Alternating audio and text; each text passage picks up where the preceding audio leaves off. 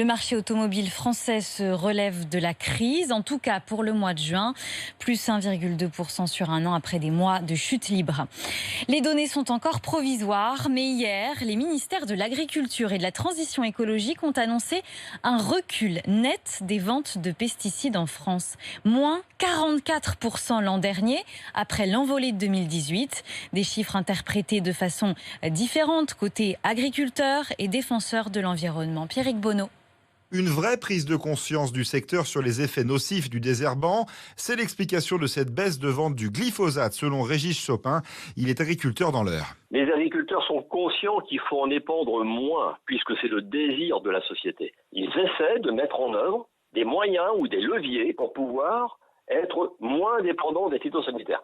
L'agriculture de précision, par exemple, qui nous permet un gain de 7% dans les épandages de phytosanitaires. Les associations de défense de l'environnement ne crient pas victoire et se basent sur d'autres indicateurs pour dire que beaucoup d'efforts restent à faire. Claude Joly est responsable des questions de pesticides chez France Nature Environnement. Il faut croire qu'il y a eu un gros effet de stockage à un moment, mais encore moins loin du compte de l'engagement des 50%. Donc ça reste à confirmer dans les années qui viennent. En février dernier, la Cour des comptes avait épinglé la politique de réduction des pesticides menée par l'État, peu efficace et trop coûteuse selon elle.